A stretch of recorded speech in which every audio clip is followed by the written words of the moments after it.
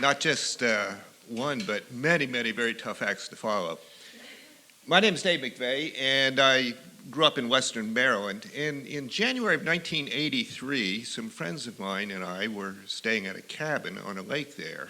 The lake was frozen, and 5 of us decided to walk across it just to see how long it would take to get there. We knew how long it took to swim there in the summertime, but it's about a half mile or so. And so we split up, with 2 of us in front and 3 about 50 yards behind. Well, you can't go on a hike without taking along a camera, and so I had my friend's expensive Nikon camera with a 200 millimeter lens. That'll play a role in a minute. And when we were most of the way to the other side, perfectly straight line, I came to an area that was not much bigger than this area that I'm standing in right now, where the ice was a decidedly different color. I was in the middle of that decidedly different colored ice with a man next to me, and my soon-to-be former best friend from 50 yards behind said, "Hey, MacVeigh, jump up and down, see how thick it is." Well, at that time, I had brown hair, not gray hair, and I'd never turned down a dare, and so I jumped up one time.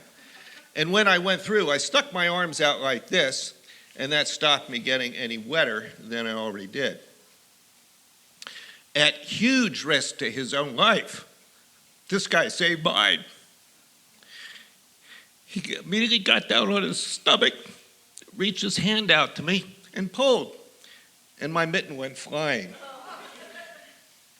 And then he stuck his arm out to me, and we locked at elbows. And I'm a pretty good swimmer, and I started swimming up. But I had heavy wool clothing on with boots that had just filled with 2 gallons of 33-degree water. And the camera caught on the bottom of the ice. And so I took that camera and I dropped it down to the bottom of the lake. And I started telling, as the other people came up but stayed on the stronger ice, I told them, look, go ashore there. If you can find anybody home, this is where we are, call for help. I was directing my own rescue efforts. I said there may be some rowboats there that you can get some oars or maybe a ladder, anything. Finally, on about the 4th try, when I got up onto the ice, it didn't break away. My hands were covered in blood because I'd been slicing away at the ice. And I got onto the stronger ice after my friend had gotten further away, and then I jogged back. And it was a pretty hard run because I weighed about 50 pounds more from all the water that I had. About a year or 2 later, and I thought often of how I owed my life to this guy, I thought, I hope that sometime I get a chance to pay that back somehow. And a year or 2 later, I was at a Christmas Eve party, and it was with a bunch of stuffed shirts, none of them that I liked. Do you ever go to a party when you got on a suit and think you're going to have a good time? That doesn't happen that way, and that was the kind of party I was at. And it was in a fairly crowded neighborhood, and everybody in this party, and there were dozens of people there, were all that way. And I hear these people in another room come barging in, and they were wearing sort of bowling team jackets, you know. They had purple with yellow letters with the name of the team.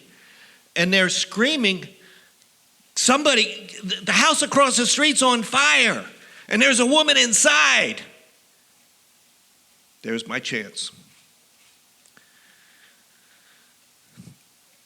And when I got to the house across the street, we were only 5 or 6 blocks away from the fire station. When I got to the house across the street, it was, the first floor was completely in fire. And